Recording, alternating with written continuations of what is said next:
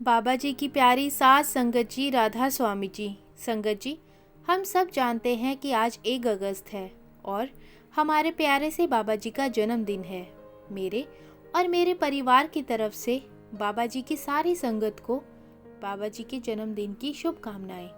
आज की साखी में हम आपको बाबा जी की कुछ ऐसी बातें बताएंगे जो आपने शायद ही कभी सुनी है, और इस साखी के अंत में हम उस तोहफे की भी बात करेंगे जो तोहफा हम बाबा जी को दे सकते हैं। संगत से विनती है कि वीडियो को पूरा सुने और कमेंट बॉक्स में राधा स्वामी जी लिखना मत भूलें, और इस बार कमेंट बॉक्स में बाबा जी को जन्मदिन की बधाई देना भी मत भूलें। संगत जी, इस साखी में मैं आपको एक ऐसी घटना बताने जा रही हूँ जो बाबा जी के जन्म के वक्त हुई थी।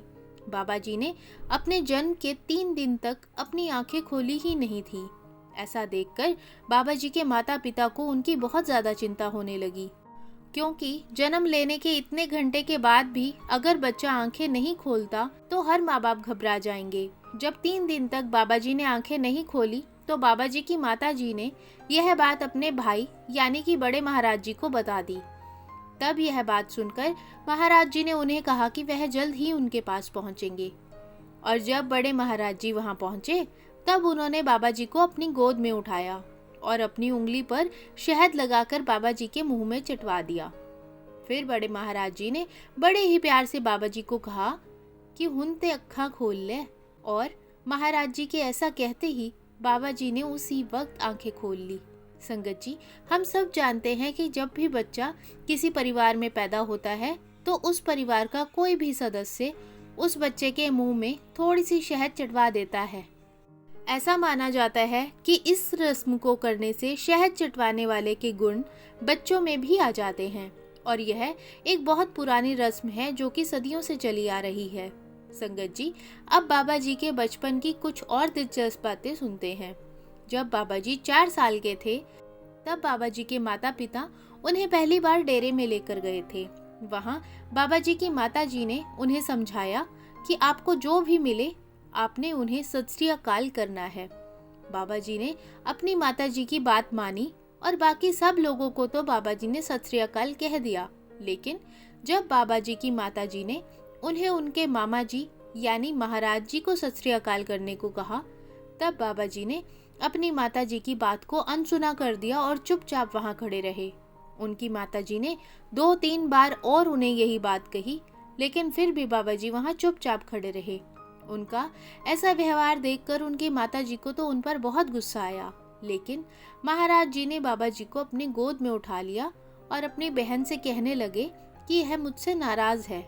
महाराज जी की यह बात सुनकर बाबा जी की माता जी हैरान हो गई और कहने लगी कि यह तो अभी अभी यहाँ आया है, आपसे कोई बात भी नहीं की, तो नाराजगी किस बात की। तब महाराज जी ने अपनी बहन से कहा कि यह नाराजगी आज की नहीं है, ये बहुत ही पुरानी नाराजगी है। यह इस दुनिया में आना ही नहीं चाहता था, लेकिन मैं इस दुनिया में इसे जबरदस्ती लेकर आया हूँ, और इसके जन्म के बाद 3 दिन तक आंखें न खोलने का कारण भी यही था कि यह मुझसे नाराज था। संगत जी, महाराज जी तो सब जानते थे कि वह बाबा जी को इस दुनिया में क्यों लेकर आए, और उनके कंधों पर एक बड़ी जिम्मेवारी उन्होंने दी। महाराज जी ने यह सब हम जैसी भटकी हुई रूहों के लिए ही किया, और अब बाबा जी भी अपनी जिम्मेदारी इतने अच्छे से अपनी संगत के लिए निभा रहे हैं। यह सब बातें हम जैसे आम लोग नहीं समझ पाएंगे। रूहानियत की बातें तो वही समझ सकता है जिसने भजन सिमरन की कमाई की होती है। संगत जी, एक बार महाराज जी अपनी संगत के बीच बैठे हुए थे और वह अपनी संगत से कह रहे थे कि मैंने तो पूरी संगत को बड़े प्यार के साथ परमार्थ के रास्ते पर लाने की कोशिश की है, लेकिन फिर भी मेरी संगत मेरी बात नहीं मानती, और अब जो सरकार आएगी वह डंडे की नोक पर संगत को समझाएगी। उस वक्त पर महाराज जी ने अपनी सारी संगत को इशारा दे दिया था कि अब जो गुरु गद्दी पर आएंगे वह बहुत सख्त होंगे, और हम देख भी रहे हैं कि बाबा जी सत्संग के वक्त या फिर सवाल जवाब के वक्त ज़रूरत पड़ने पर अपनी संगत को अच्छी सी डांट भी लगा देते हैं। बाबा जी हम सबको परमार्थ के रास्ते पर ले जाना चाहते हैं, इसके लिए अगर उन्हें हमें डांटने की ज़रूरत भी पड़ती है तो वह पीछे नहीं हटते। लेकिन हम सब जानते हैं कि बाबा जी की उस डांट के पीछे भी उनका अपनी संगत के लिए प्यार और चिंता ही छुपी होती है। अब जो बात मैं आपसे कहने जा रही हूँ वह बाबा जी की एक ऐसी बात है जिसे सुनकर शायद आप हंस भी पड़ेंगे। बाबा जी जब भी अपने मामा जी के घर डेरा ब्यास आया करते थे, तब बाबा जी लंगर में से लंगर की एक रोटी को छुपाकर अपनी जेब में रख लिया करते थे और उस रोटी को ले जाकर डेरे के पेड़ों के नीचे चींटी मकोड़ों को डाल दिया करते थे। एक दिन किसी सेवादार ने बाबा जी को ऐसा करते हुए देख लिया और उनकी शिकायत उनके मामा जी यानी कि महाराज जी से कर दी। और यह बात सुनकर महाराज जी मुस्कुरा दिए, क्योंकि वह तो सब जानते थे कि अगर बाबा जी कुछ कर रहे हैं तो उसके पीछे जरूर कोई बड़ा कारण होगा।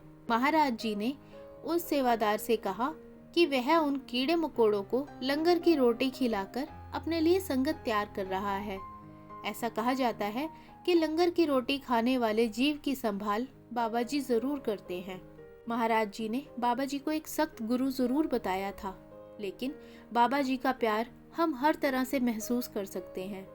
उनकी डांट में भी उनका प्यार ही छुपा है और बाबा जी अपनी संगत से इतना प्यार करते हैं कि अपनी संगत को तकलीफ में नहीं देख सकते। डेरे में बाबा जी खुली कार में अपनी संगत को दर्शन देते हैं और उनकी संगत बड़े आराम से अपनी ही जगह पर बैठकर उनके अच्छे से दर्शन कर पाती है। लेकिन पहले के वक्त में जिस भी संगत ने दर्शन किए होंगे वह सब जानते ही होंगे कि पहले बाबा जी स्टेज पर होते थे और बाकी सारी संगत लाइन बनाकर उनके स्टेज के आगे से निकलते हुए उनके दर्शन करती थी। और तब संगत को बहुत तकलीफ का सामना करना पड़ता था, क्योंकि संगत ज़्यादा होती जा रही थी और भीड़ होने के कारण आपस में धक्का मुक्की हो जाती थी और गर्मी के वक्त बहुत संगत बेहोश भी हो जाती थी। लेकिन हमारे बाबा जी हमारी यह तकलीफ नहीं देख पाए और उन्होंने यह तय किया कि अब संगत अपनी जगह पर आराम से बैठेगी और वह खुद ओपन कार में जाकर सारी संगत को दर्शन देंगे। संगत जी, आज से 70 साल पहले हमारे बाबा जी ने हमारी संभाल करने के लिए इस दुनिया में जन्म लिया था। महाराज जी द्वारा दी गई जिम्मेदारी को वह आज भी बहुत अच्छे से निभाते आ रहे हैं। आज बाबा जी का जन्मदिन है और उन्होंने अपनी संगत की सेवा में दिन रात एक कर दिए हैं। हम हमेशा देखते हैं कि पूरा साल बाबा जी कभी किसी देश में तो कभी किसी देश में जाकर संगत को दर्शन देते हैं, वहाँ सत्संग करते हैं। आराम का वक्त तो बाबा जी को मिलता ही नहीं। आज बाबा जी के जन्मदिन पर हम सब संगत को उन्हें एक तोहफा देना तो बनता ही है और हम सब जानते हैं कि हमारे बाबा जी को क्या तोहफा पसंद आएगा। बाबा जी हम सबसे सिर्फ एक ही चीज़ चाहते हैं और वह है भजन सिमरन को वक्त देना। बाबा जी खुद कई बार अपने सत्संग में फरमा चुके हैं कि अगर सारी संगत ठीक से भजन सिमरन को पूरा वक्त दे तो इसी में उनके मुर्शिद की खुशी होती है। तो आज हम सब बाबा जी को यह तोहफा देते हैं कि आज से हम भजन सिमरन को पूरा वक्त देंगे।